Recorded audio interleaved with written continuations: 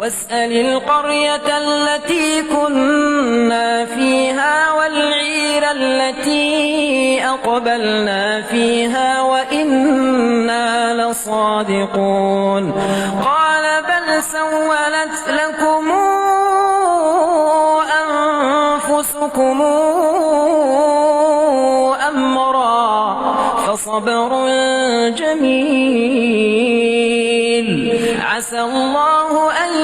ياتيني بهم جميعا إنه هو العليم الحكيم وتولى عنهم وقال يا أسفا على يوسف